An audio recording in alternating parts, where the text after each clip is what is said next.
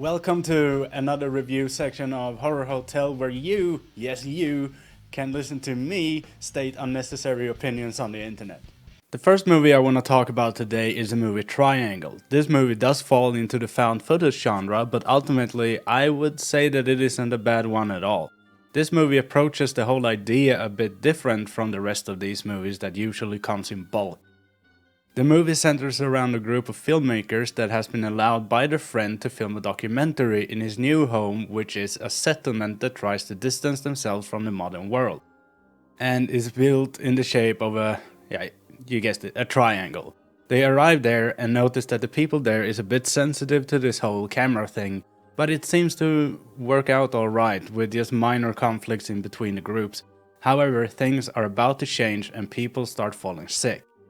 Since I don't want to spoil the movie, I end it here, but I find this movie way more pleasing than most found footage, and it does actually have a mystery to it.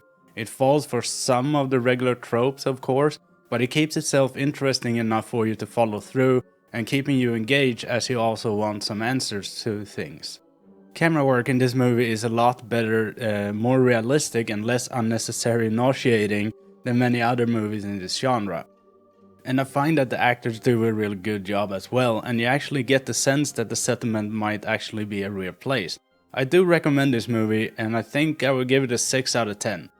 It gets a little bit lower score than I first thought to give it, but there is a reasoning behind it because some tropes are thrown in that wasn't really necessary. The other movie I want to talk about today is another found footage movie named The Gracefield Incident.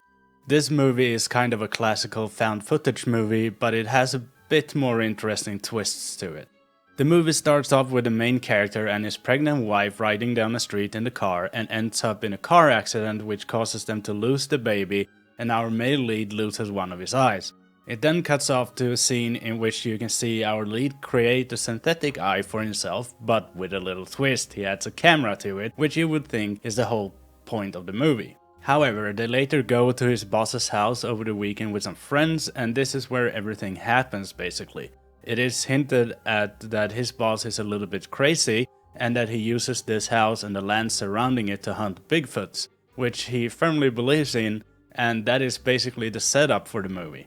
I will say that it is a bit hard for me to be mean to the movie because it is very likable. It even has some twists and turns, and I would say while that not is uncommon in found footage films, it is a little bit better executed in this movie, and although I find the story of the movie totally and utterly ridiculous, I still enjoyed a lot of the scenes purely because there was some thought to it, because the movie doesn't have a lot of unnecessary dead time in it. And the plot actually progresses in the videos you see, so you are not left bored. As a whole, this movie isn't very good. The idea is there and it is executed well, but story-wise I feel like it is a bit quickly hashed together movie with some pretty predictable twists. Although it got some surprises, it doesn't really add up to make this movie great. But as far as I'm concerned, I still feel like it is a better found footage movie than most, so I will give it a 5 out of 10. I do think they don't utilize the eye camera enough, and it is weirdly cut in perspectives between different cameras and stuff, which there might be a reason for, but sometimes it's just plain annoying because in some scenes you miss things happening just because they didn't use the eye shot, and that took me out of the movie several times. Thank you everyone for watching.